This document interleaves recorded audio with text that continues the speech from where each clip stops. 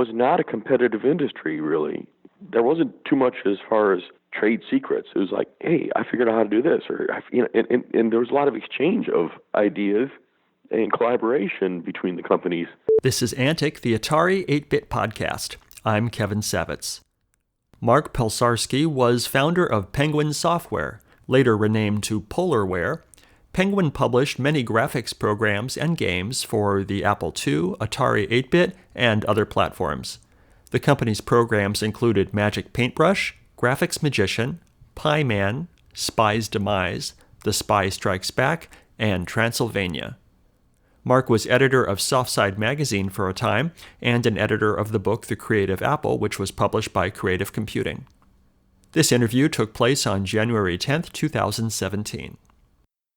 I started programming in high school. The high school I went to had a computer math class. This was back in 1970. And I learned programming on punch cards and on an IBM 1130. Learned Fortran. And took a year of that, and had some fun. Wrote a baseball simulation and stuff like that, and also learned all the basics of computer science. And later on, when I went to college, I took a bunch of computer science courses at the University of Illinois. And mid-'70s, late '70s, I wound up teaching high school. And the reason they hired me at the high school I went to is to start a computer programming class. Mm-hmm. And started teaching on time-shared basic machines, and eventually got a TRS-80 and was teaching a programming class of about 20, 25 students using one TRS-80 computer. Wow.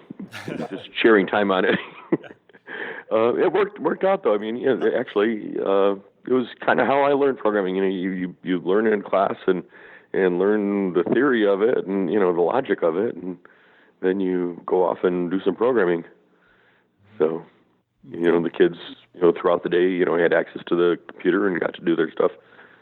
So, yeah, that's how it all started out as far as my learning about it. Mm-hmm. In around probably 1977, 78, I bought a Commodore PET computer, PET 2000 or whatever it was, just to mess around with it at home. It was the first home computer I had, and I wrote and published a football simulation in one of the magazines for it. But after about a month or so, I found a bug in the ROM. So I wound up returning it. It was just a flaw in the machine, and pointed it out and said, there's no good, and returned it. And then later that year, bought an Apple computer, because it was the first one with color graphics, and started messing around with that. So, and because it had color graphics, that's what I started messing around with. The part that was new. And wound up writing a drawing program, and let people just sketch and draw things with the computer. Mm-hmm. And that's kind of how I started publishing computer software. They're just all mom and pop shops. There weren't any chains or anything back then. Right. And I went in there. I noticed that they were selling software that was in baggies with Ziploc bags. With photocopied instructions and discs. So I thought, well, gee. So I put together my little graphics program with some instructions that were photocopied, mm-hmm. and made a bunch of copies and took them around to the computer stores. And amazingly, they gave me stuff for it. I took a few of them to one store, and they gave me a 16K RAM upgrade in exchange for it. Another store gave me a printer in exchange for a bunch of them. I thought, there's something here. Wow. So was this I've heard the variations on the software and plastic baggie story several times doing these interviews, but this is the first time I've heard about bartering for the software. I like that.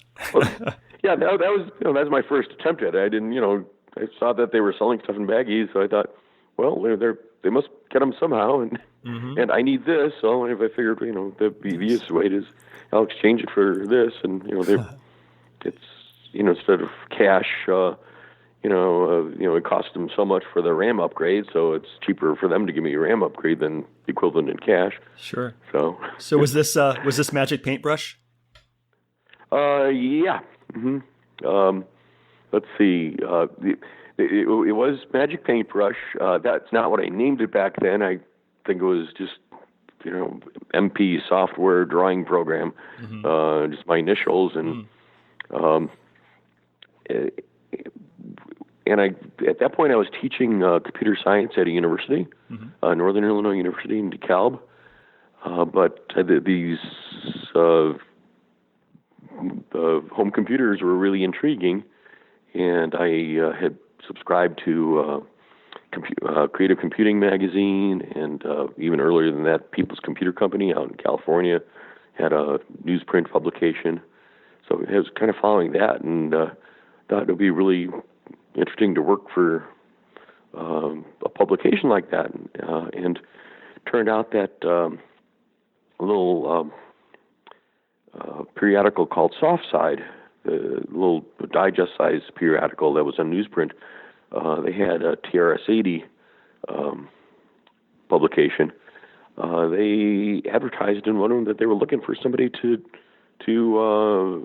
start their Apple publication. And since that's what I was programming in, I wrote to them and said, hey, I might be interested. And I wound up taking a job out in New Hampshire as the editor of Softside Apple.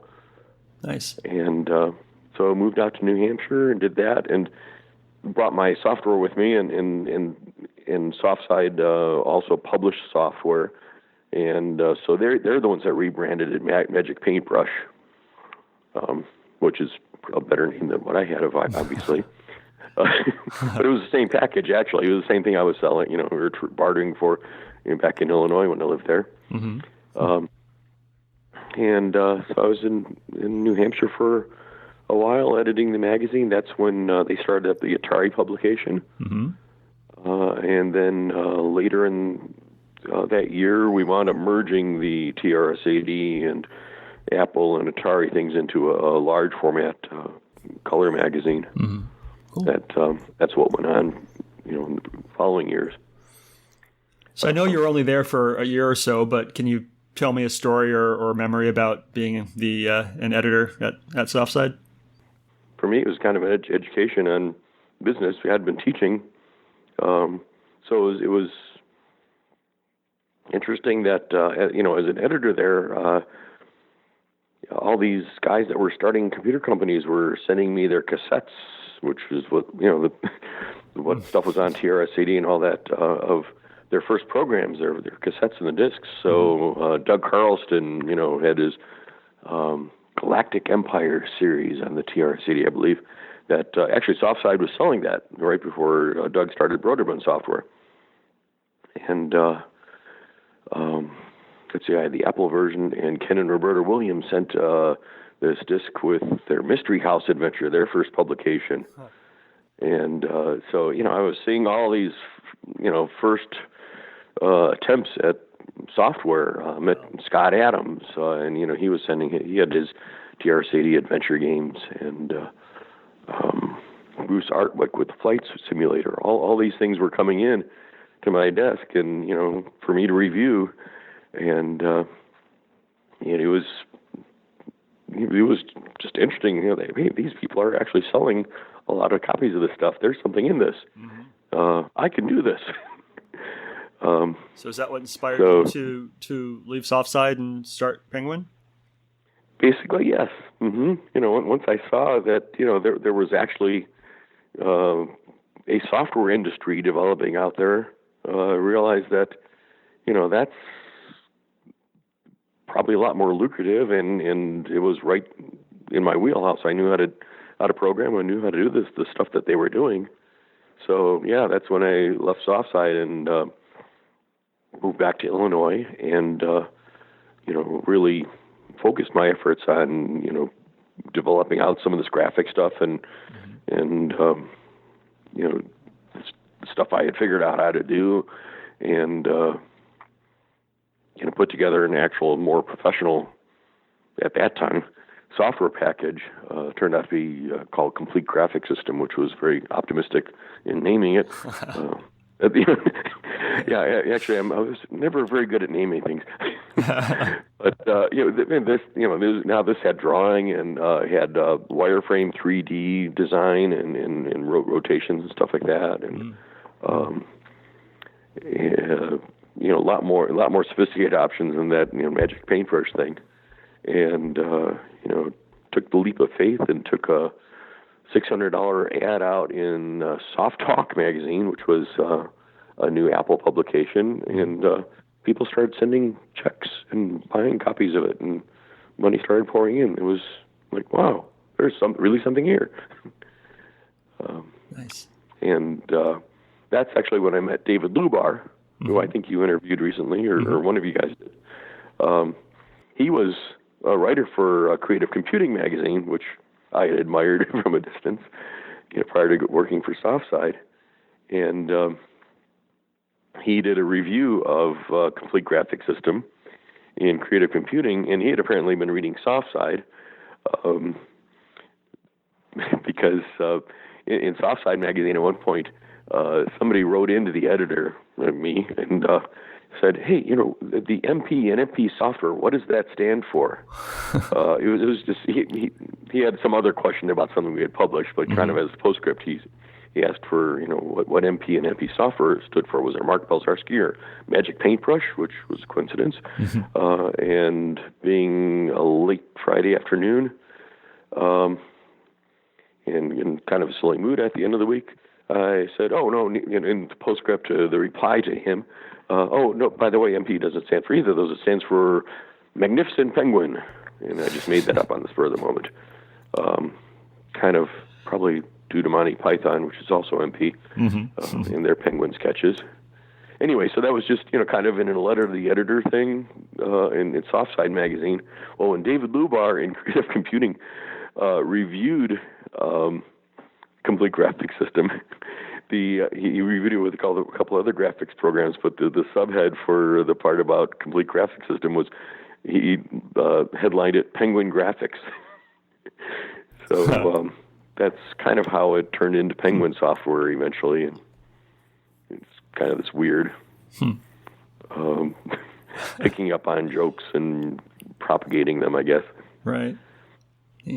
And meanwhile, Dave had been messing around with 6502 machine language in Apple, and so we started writing back and forth, and he had some ideas and some stuff about how to do animation, and so we wound up actually collaborating on a couple projects after that, something we called Special Effects, and then one that did really, really well for us, a Graphics Magician. So that's kind of how David got into commercial computer software. And he remains a good friend to this day, actually. So. Oh, nice. Awesome. And then, let's see, Penguin Books came a-knocking saying, "Hey, that's our name." Oh, yeah, that was later on. Yeah, It was, all right. We had been publishing for 3, 4, 5 years at that point. We started publishing under Penguin Software 1980, 1981, I guess 81 is when we started using that name. And around 85, this is when things were getting serious, and instead of just selling to the computer chains and the mom and pop stores, Sure. Now Toys R Us was selling our software, and Sears and all these big bookstore chains were starting to stock software, and so we started. One of the things we did was apply to register our trademark, and apparently that set off a flag. Instead of having the T, I'm putting the little R in the circle and a registered trademark to protect stuff, because there were people pirating too. And the trademark registration set off a flag with Penguin Books, and they said, "Well, wait a minute, you can't do that." And We said, well, yes, we can. We've been doing this for 3-4 years. There's no confusion. And they, sent us a letter, cease and desist letter. We took it to some trademark lawyers in Chicago, and trademark lawyer says, well, yeah, you can probably beat them, but do you realize that Penguin Books is part of Penguin Crown Viking? They're the largest book publisher in the world. They've got lots of money, and even though you could conceivably win it, they can draw it out for years and years and years and bleed you dry, make you go broke in the process. So their recommendation was, yeah, you probably want to think about changing it. So over the course of 2 or 3 years, we phased out Penguin software and chose to go to Polarware is the name. Sometimes you just have to ask yourself if that's the hill you want to die on. Yeah, I know. It was kind of frustrating, especially since we had built up quite a lot of goodwill in the software industry, with the Penguin software name. Just through various things we had done with pricing, and we were the first one to publicly remove copy protection from all the application software, all the graphic software and stuff like that. Wow. We kind of took a leap of faith with that, and people saying, oh, no, you're going to go out of business. And actually people really appreciate the fact that we let them back up their software. So do you think that, let's talk about that. Do you think that piracy, was it a problem that diminished when you stopped copy protecting because of goodwill, or do you think it increased, but also you got goodwill, or what do you think the net effects were? Well, yeah, piracy was always and is always a problem, and it was a game I did not enjoy. Trying to figure out how to copy protect better to beat the pirate, the software that breaks the copy protection and just back and forth. That was not something that interested me.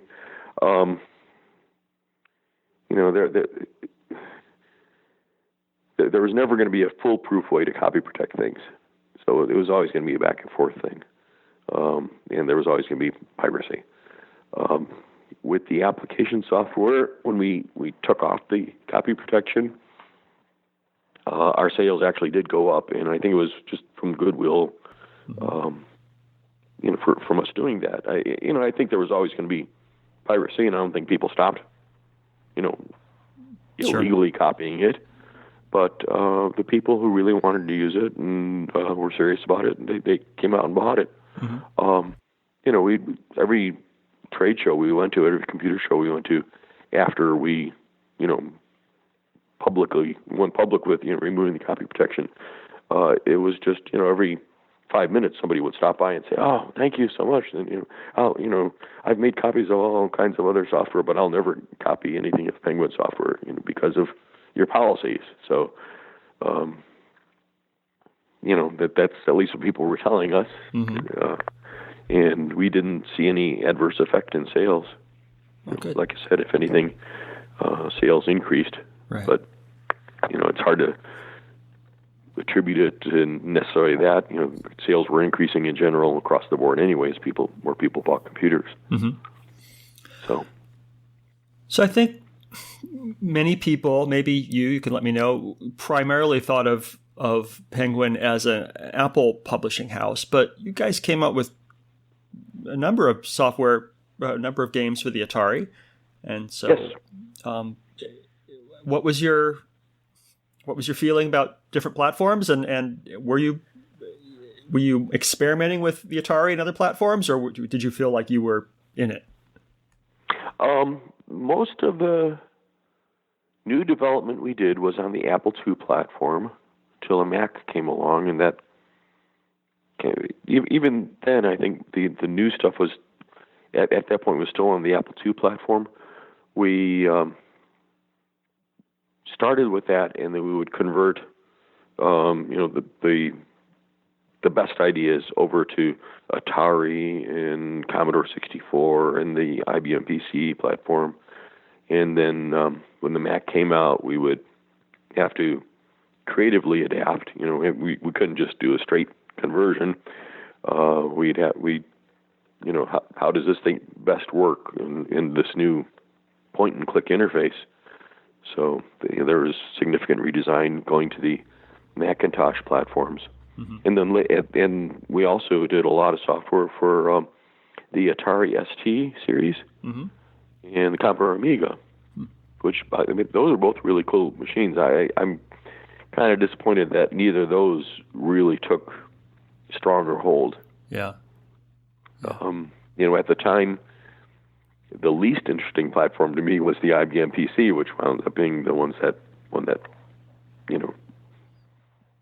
people should have put their money on. Right. So were your conversions or ports for the Atari, for instance, were those done in-house, or did you have outside people? How did that get done? It was a mix. We had some programmers we hired locally, some guys out of Northern Illinois University, which was nearby, were doing some regular work for us, and then some other people like Dave Shapiro that we brought in from outside. So we hired programmers that came in and were doing some conversions. And then several of them we hired outside authors to do the conversions and either paid them direct or through royalties. It was a mix, and it really depended on the platform and who came along. And we did go around to a lot of trade shows, and so we met a lot of people there. So that were interested in doing work, and a lot of them were, interested in doing work from where they lived. So that worked out well for them. Sure. Do you have a sense anymore of what the big winners were on the platform? I mean, my gut would be that the graphic stuff on the Apple was the biggie, and maybe one of the games on the Atari. Yeah, probably on the Atari, the more arcade type games did the best. There was one called Demise that did pretty well across all platforms.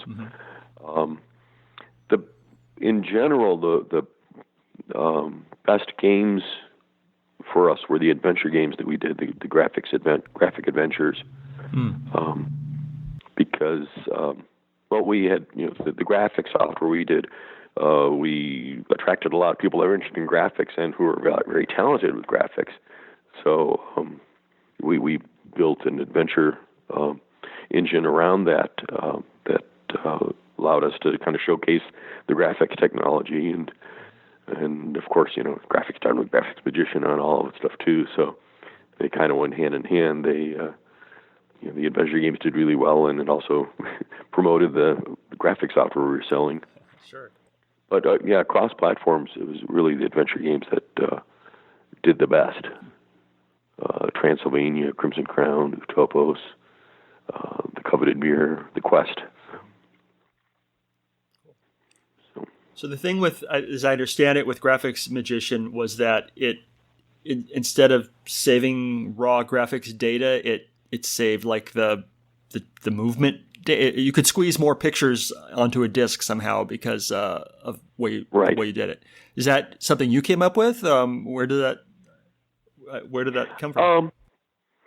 That part of the Graphics Magician actually had two parts. One part was animation. That kind of was spurred on from some of David Lubar's ideas. David Lubar and Chris Jocumson. It let people design little animated shapes, and then we had all the machine language routines built in to move them around and animate them around the screen, so people could write arcade-style games with the animation. The other part, to which you refer, is for the adventure games. It's essentially vector graphics. Where you're right. Instead of storing the actual bitmap image, which was the typical way of doing it, just storing all the pixels, as somebody drew the image, we just recorded what they drew. I drew a line from this point to that point, and a line from that point to that point.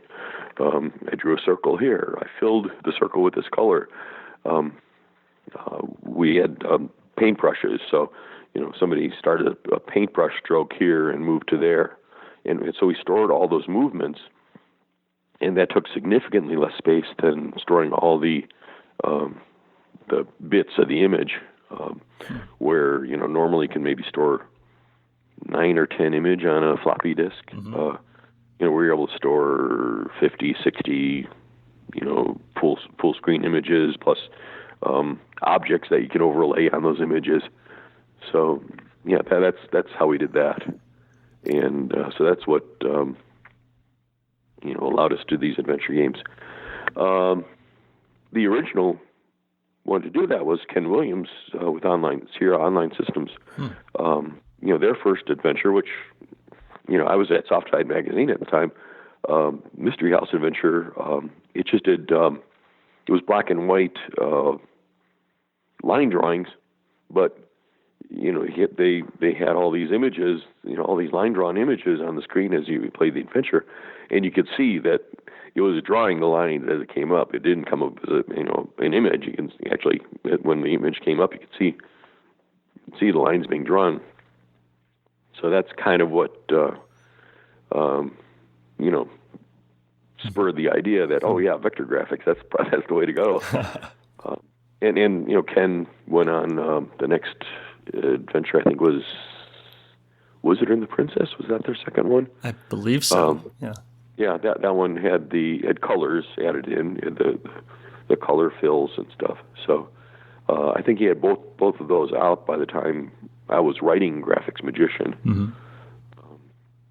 So that kind of informed it. And we had in the previous software we'd written with Complete Graphics System, we had all the tools for doing that. It was just a matter of saying, instead of just saving the image, we've got the tools. Let's just record, people using these tools to create our Graphics Magician images. And we were able to take it a few steps further because we had some other stuff we had done in Complete Graphics System that Ken hadn't worked out yet, with the paintbrushes and that. So we were able to get a lot more detail and a lot more subtle shading in the images. So, wound up with things that looked pretty spectacular at the time. It looks extremely dated right now. Sure. And actually, the first one to actually pull it off was a high school kid, Antonio Antiochia, from Ann Arbor, Michigan. He submitted a text adventure to us to publish, and it was actually pretty decent. It was the programming needed a little bit of help in that, but it was a clever text adventure called Transylvania, and he was wondering if there was some way to put graphics in it, and I was finishing up Graphics Magician at the time. I said, well, here, you might want to take a look at this. So I sent him a pre-release copy of Graphics Magician, and he came back with just beautiful graphics on it. Really worked hard on it, and actually that wound up probably overall across platforms being our best-selling adventure over the years. Nice. So I was reading Doug Carlston's book, Software People. Okay. And you're mentioned in it, and he mentions that you guys hung out, and the Broderbund people hung out with the Penguin people and played basketball, and it sounded like, I don't know. I just love the idea of the interaction between the people from the different companies, and wondering if you have your side of the story on that. Yeah, actually, that time was really, really cool. When the first half of the 80s, whenever all this was starting off, it was not a competitive industry, really. I mean, there were competitive aspects to it, but we all hung out together at the trade shows and that, and we exchanged ideas, and it wasn't, there wasn't too much as far as trade secrets. It was like, hey, I figured out how to do this, or and there was a lot of exchange of ideas and collaboration between the companies, and it was this really cool, friendly relationship, pretty much across the industry, at least the part that I was involved with. The guys at Broderman, the guys at Online, Scott Adams at Adventure International, the guys at Infocom. We all hung out. we'd go from city to city doing these trade shows, so we'd run into each other all the time, in Houston or Los Angeles or San Francisco or Las Vegas or Boston or whatever. And so, we'd do the trade show, and then after the show closed, we'd have a group of 20 people, 20, 30 people wandering around trying to find a place to eat. And we'd pare the group down to about 20. People got tired of wandering around, and eventually we'd find some restaurant that would seat a huge group on a Friday night. But that's pretty much how it went. Nice. Graphics magician Chris Jocumson was working on a program over at Doug Carlson's house in San Rafael. This is one of the trade shows out there, West Coast Computer Fair or something. And I went up to Doug's to visit. He was up in San Rafael. Broderman Software was in his house. Mm-hmm. Got there. His brother Gary Carlston was sitting in a lounge chair in the living room with, I think it was an Apple computer with 2 drives on one side and an Apple computer with 2 drives on the other side. He's copying disks back and forth between the 2 machines with headphones on. He's duplicating. And off in one of the bedrooms, Chris Jocumson is working on a program, turned out to be a program called Space Quarks, but we're kind of comparing notes on animation stuff, and he showed me some of the methods he was using to do the animation, and he'd create these paths for the different characters to move in, and that kind of triggered the whole idea in Graphics Magician of doing this path editor. And actually, for that one day of collaboration with Chris, David Lubar and I, we shared the credit and royalties for Graphics Magician 3 ways with Chris. But wow. He was a programmer for Broderman at the time.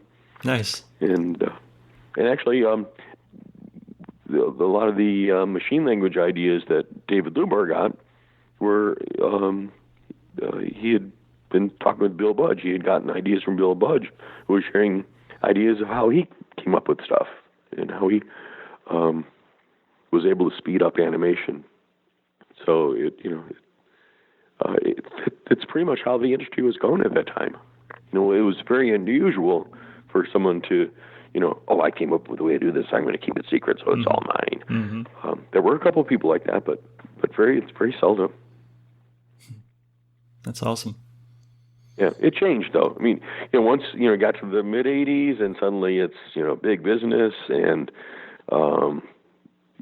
competing for shelf space, and then all the big companies saying, "Oh, there's a software industry," so the large book publishers are getting into it, and all kinds of people throwing money into creating and trying to get in the software industry. You created a lot of pressure and competition, and things changed. Yeah. Yeah. You worked on a couple of books I'd like to talk briefly about. You did one which called Graphically Speaking, Portrait of the Artist as a Young Apple, which is a fantastic subtitle. Which my copy has not arrived yet because it's hard to find, but I have one on the way. Oh. So. Oh, you do? Okay, well, I've got copies here. I can send you one. Oh, yeah? Oh, that's even better. I've got a few left. Excellent. Actually, oh God, I had a lot more left, but I had to downsize and move, and so a bunch of them had to disappear. But I've got about a dozen copies here if you want one. Oh, I would love one. Thank you. Or if somebody else wants one, you get a hold of me. I've got a few left. That actually started out. When I moved back to Illinois, and we were advertising the Softside Magazine, got to know those folks. They asked if I would do a graphics column, and they named it Graphically Speaking, and so that's all their title and all that. But I did a monthly column in Softside Magazine, which actually another example. I mean, all the stuff we did in Graphics Magician and Complete Graphics System, 3D stuff and all that, I just spilled it all out right there in the monthly column. You can read about exactly how I programmed all this stuff, all the supposed trade secrets, how to do the fast animation. All that's in there. It was a monthly column, and I'd just pick a topic each month, and then I guess after a couple of years, 2-3 years of that, Soft Talk said, "Hey, let's gather together in a book." So that's how that book originated. Just pretty much, went back through the columns and edited things a little bit into book format then. But yeah, it's that book is pretty much everything behind all the programming in that early software. And actually, I was teaching computer science again in college recently, and I did pull out the 3D chapter occasionally and still kind of use that as an introduction to some of the 3D tricks. Awesome. Still relevant. Most of the rest of it is ancient and irrelevant. But oh, very cool. And you also worked on the Creative Apple for creative computing. Yeah, that was again through David. He put me together with David All there, and they wanted to do an Apple book, and it was basically a matter of going back through issues of creative computing and picking out some of the better Apple articles and doing a little bit of editing with them or prologue on them. Mm-hmm. Joe Tate, a friend of mine from Illinois, helped with that. So we both get together and go through the articles and pick out the best. And I had also, besides writing for Soft Talk, I had written some articles for creative computing on graphics also. So we used some of those too. So that's where that came from. It was more, I didn't write the book. I more just edited it. Sure. With, Joe. Right. Yeah. I do have a copy of that one. I've been working it keeps getting pushed on the back burner, but I got permission from Dave a long time ago to make a Kindle version of that book, and it's sort of happening, wow. But it's literally been taking years, and it keeps getting back burnered, but it'll get done eventually, so that'll be fun. Oh, cool. Yeah. Oh, keep me posted on that. That's sure. Neat. Yeah.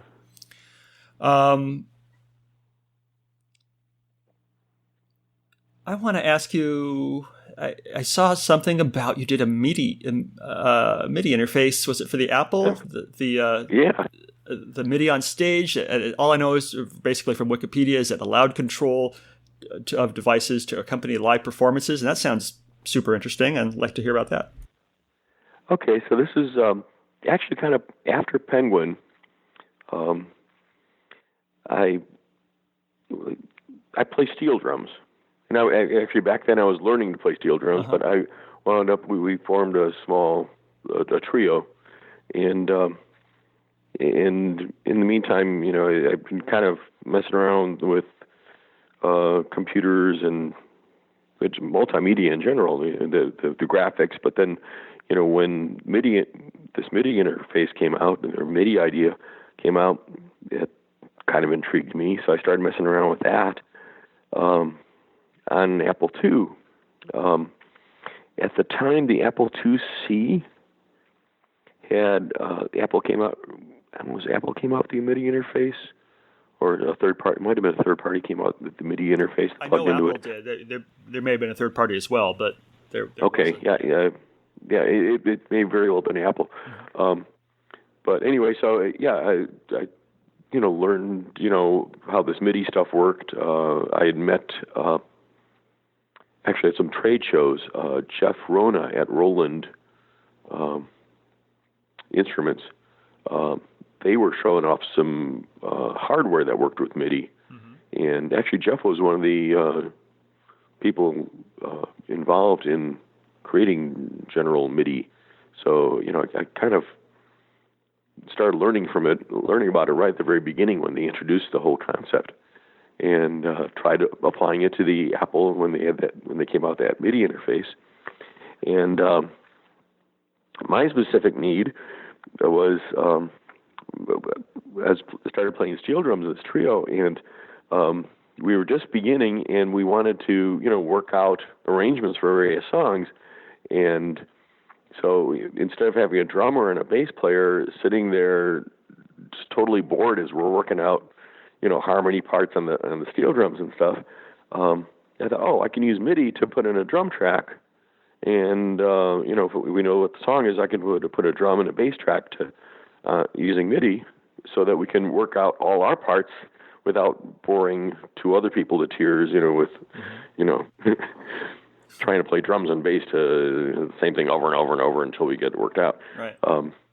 So I wrote this software to perform along with, and I set it up so it would loop, and I had a little pedal input with MIDI that I could actually, it can go into loops, and then I could hit the pedal to knock it out of a loop and continue the song, so we could do, solo sections and stuff like that. And it worked pretty well, and we did all our arrangements and stuff, and we wound up getting some gigs, and we wound up using it for the gigs. Uh-huh. And it worked. It was fine. And actually, I set it up so that we had all our different song arrangements. Each one was attached to a key on the keyboard. So I pressed the S key, and what shaker song would come on or whatever it was. It just each song had a key press. All you do is turn around, hit a key, and that song would come up, and I'd hit the pedal, and it would start. And I could, if there were solo sections, I can use the pedal to start and stop loops within it. Uh-huh. And it actually worked out pretty well in performances. And so we were just starting to get gigs, and so the pay was kind of low for the band. And eventually we were getting some pretty good pay because we had established ourselves as a band, and I said, hey, it's time to get a real bass player and drum player. And my bandmate said, no, we don't want to split the money 5 ways. So it's like, oh my God, what have I created? And I think I may have inadvertently been the first one to, do this, MIDI tracking and backup tracks on stage for performances with this software. But yeah, we wound up using it for several years. I wound up porting it over to a PC notebook. Apple. So I published MIDI on Stage for probably less than a year, because it was on an Apple IIc. Apple came out with a new revision of the motherboard on the IIc that the timing mechanism no longer worked with the MIDI interface. So it turned out the software would only work with the older 2Cs. The new 2Cs didn't work with the MIDI interface anymore. So Apple kind of sabotaged me there. Oh, man. And I eventually ported over what I needed to, like I said, a PC notebook. But at that point, I was kind of concerned about the precedent of what I'd done. Mm-hmm. And oh well, so we know how that turned out. You've been to any music venues? I have. Actually, as a result of that, we were going to do a Margaritaville adventure game with Jimmy Buffett. Really? Yeah. I'd seen Buffett really early. I mean, he played at my university in the student union for 99 cents and a penny for your date. So, I saw him back in 74. And it turned out, I was on a flight to Las Vegas and happened to be sitting next to Mike Berlin from Infocom. Sure. And actually, Mike and I were friends from before Infocom. He had used Graphics Magician to write some software for his original software company. Mm-hmm. So anyway, he was flying from Boston out there. He turned out to be on the same plane as me, so we arranged to sit next to each other from Chicago to Las Vegas. And as we're flying over the Rocky Mountains, he had been from Aspen. I don't know how it turned. So there's some mention of Buffett came up, that Buffett lived in Aspen at the time. And Mike said, oh, yeah, I sold an Apple II to Buffett's sister to give to Buffett for Christmas or his birthday or something. And like, it was like, Buffett's got an Apple II? Really? He might know who I am, what Penguin Software is. So we got back from that trip. I did. Mike used to work at a computer store in Aspen when he had Sentient Software before he went to Infocom. That's where all that came from. But got back from the trip, and Mike said only that he knew that that Buffett lived in Red Mountain Subdivision by Aspen. So I wrote a letter to Buffett, addressed Jimmy Buffett, Red Mountain Subdivision, Aspen, Colorado, and sent it off. And it didn't come back. So I thought, well, maybe they got to him. And a few months later, one of our people comes in my office and says, there's this guy on the phone. He says he's Jimmy Buffett. And so I got on the phone. Yeah, it was Jimmy. And then so we started talking to him. Said that threw out the idea of doing a adventure based around Margaritaville. This is before Margaritaville, everything else in the world. There was no other Margaritaville thing going on at that point. Before there was a restaurant and a. Yeah. No, yeah, it was before anything. There was just a song. Right. And it turned out that they were working on the idea of a Margaritaville movie with Mike Nesmith producing it, the guy from the Monkees. And so, yeah, he liked the idea and kind of started a relationship with him, and kind of developed the idea and scripts and all that. The adventure game was kind of. Well, it was definitely, it was, he wanted to do the movie thing first, get that settled before, committing to the adventure game. So we kind of had that on the back burner. And as it turned out, the movie never got made. A movie with Robin Williams called Club Paradise came out right around the same time, and it bombed. So the funding or the whatever for a similar movie from Buffett just kind of got trashed, and the whole thing went by the wayside. But then he also knew I was doing steel drums and the stuff with the MIDI through our conversations. So when he decided to set up a studio in Key West in the late '80s, he gave me a call and said, "Hey, you want to come in and help set up the studio with the MIDI stuff?" So I wound up going down to Key West, spend some time at Buffett's place, and helping set up his original Shrimp Boat sound studio. Wow. And working on a couple albums with him, which was kind of weird and interesting. One of the albums, they had me put down some drum tracks early on with MIDI, and they had a perfectly good drummer there, and I thought, okay, well, I'm just putting down some bass tracks for them to record over, and then they're going to do the drum tracks. They wound up using my drum tracks, and the actual recording, I thought, oh my God, what's going on here? What have I done? Nice. Yeah, so that kind of stuff happened. It's amazing. Very cool. But so that's where all the MIDI stuff kind of went. Very cool. But yeah, it was fun. It was interesting. Neat. That's very cool. Do you still play steel drums? Yes, I do. Neat. I haven't played professionally in a few years. I've played in a couple different bands, and actually, it's about 10 years ago, I guess. I was playing in this little bit larger band, and Buffett called, and they were opening some Cheeseburger in Paradise restaurants, and he was playing for the openings. So they had our band. We were his backup band for the openings. Oh, neat. He would come out and do charity events, and instead of having the Coral Reefer Band come out, we would go out and perform a bit, and then Buff would come on and play, 40-minute set with us.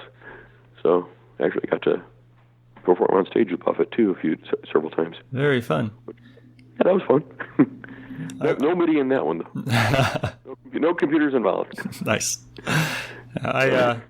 I've never played with Buffett, but I was in a steel drum band for like 8 years. So really, yeah. Really, where? Played double seconds. I was in Northern California in Arcata, Pan Dulce Steel Orchestra. Yeah. College or just local band or what? Local band. Yeah. Oh wow, double seconds. That's my instrument. Oh yeah, nice. Yeah. Very cool. So, but do you still have the pans? I don't. I use the kind of the public, whatever everyone could just use it. And yeah, I mean, I super enjoyed it. And the problems were going to gigs. We literally needed a U-Haul to get the 30 people, worth of drums to gigs, and that was a pain in the butt. And then we learned the songs by rote. So I was in this thing for years, and I loved making music, but I realized I couldn't make music unless I couldn't read, and I couldn't really make music unless I was with my 29 friends. So I had decided when we had a new baby that I wasn't going to do that rehearsal anymore, and I was going to learn piano. So now I can play piano and sort of read music. Well, that's good. Yeah. That's good. Actually, I don't read music either. My background, I played guitar a bit. I knew chords and stuff like that. Mm-hmm. So I came to kind of steel drums from just knowing chords and knowing what notes are with the chords and all that. Mm. And so I kind of play around. If you give me a chord chart to a song, I can play steel drums along with it. And I can improvise around the chords. Uh-huh. Oh, very cool. But I also tend to mostly play by rote, too. Yeah. I played steel drums, but I never really considered myself a musician. Mm-hmm.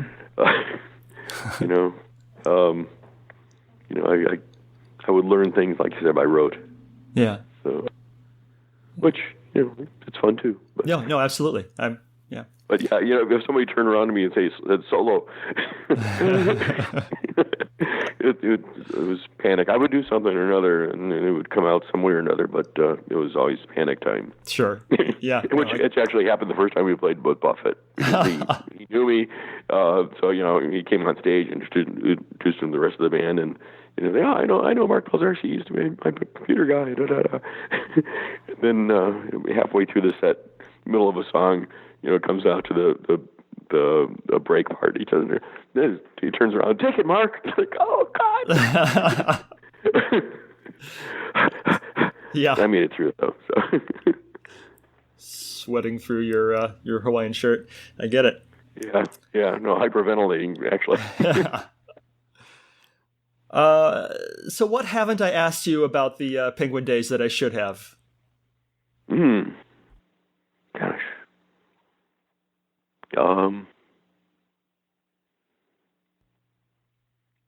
That's a good question. You actually hit on a lot of the best stuff. The part I look back on most fondly is just the way the industry was back then, and we talked about that. Just where it was more of a cooperative industry, and just the friendships made throughout the industry, and getting to know all these other people as they're starting companies. Those are the fondest memories I've got of it. And as a company, we were definitely on the silly side. We didn't take what we were doing too seriously. And I think a lot of it showed up in just our ads and just some of the stuff in the packages. We just would do goofball stuff all the time. It was the whole idea is, hey, let's have fun with this. Let's see where it goes, and so it was just a fun company in general. And when things started getting more serious and competitive, that was kind of when decided it was time to get out. When it's stopped being as much fun. So that was kind of part of the reason for bowing out of it and going on to other things. But it was definitely a fun and interesting time just to be at the startup of an industry. What do you do today? What do I do today? The last few years, I retired from teaching college. I taught college computer science for about 20 years. And I retired from that about 4 years ago, and went from that. I actually worked. I was in downtown Chicago, Worked for President Obama's re-election campaign for a year. I was in the data department there. So that was really interesting. Just being involved in a presidential campaign, right on the inside. When the opportunity came up, it was, I've actually always been kind of a politics geek, just following stuff. When the opportunity came up to be, to work at a presidential campaign headquarters, it was like, oh, this would be really cool, being like a fly on the wall, watching all this stuff going on. And I had no idea I was going to wound up working with almost every department and involved in some stuff that kind of blew my mind. So that was really interesting and fun. And one of the projects I was involved with was actually a nonpartisan thing, just on polling places and the efficiency of running a polling place. I wrote this simulation to, as far as what's needed for provisioning a polling place, and just to avoid lines, that was a big issue in a couple previous elections. And so after the election, they called me from the Presidential Commission on Election Administration. I did some work with them and wound up working with MIT and Caltech on their voting technology project on ways to make polling places efficient, basically, and some of the polling place technology stuff. And so the last several years, I've been doing some programming and consulting related to that. Like I said, all kind of a nonpartisan thing. It's working more with election administrators than campaigns and stuff like that. So that's been the most interesting stuff in the last few years. Yeah, I just remembered when I first contacted you for this interview, you said not until after the election, super busy. Correct, yes. Yeah. I was doing a lot of work at that point with the election administrators, planning on what they needed at those polling places, and we were looking at numbers for turnout, and what to expect for turnout, and just kind of analyzing, if they had early voting, how that would affect election day turnouts, and and just how to plan for early voting, and it turns out that there's this little critical point where if you have like one less voting machine, or there's a critical point where it's called the elbow of death. If you look at a graph, that things run smoothly, and then you change one thing, and suddenly it just goes to hell. And you wind up with hours-long waits. And in the simulation that I wrote, demonstrated that very clearly. Here's what happens if you have 2 check-in stations or 5 voting stations. Okay, change that and see what happens. But so that was interesting. Yeah, election, but very cool. Well, I live in Oregon, which is entire mail-in voting state, and I highly recommend it. Yes, I know. I've got election administrator friends who keep pointing at Oregon, saying we need to do this, and it's just a matter of getting the state legislatures to get on board with it. Yeah, no, it's really good. Never wait in line. Yeah. I think I have 2 more questions for you. Okay. Question number 1 is: are you aware of Kansas Fest? Yes, I am. Okay. I've never been. You should go. It's a lot of fun, and I think you would enjoy yourself if you want to reminisce about Apple II days. Cool. It's held in July. You should check it out. Question 2 is if you could send a message to the classic computing community, all the Atari and Apple users who used your software back in the day, and you can send them a message right now, what would you tell them? Thank you. Thanks for letting me be part of a really fun, interesting time. It was just a blast being being part of that. Yeah, that's it. That's just thank you. All right. Well, it was a lot of fun talking to you. Thank you very much, Mark. Okay, thank you, Kevin. And thank you, everybody else.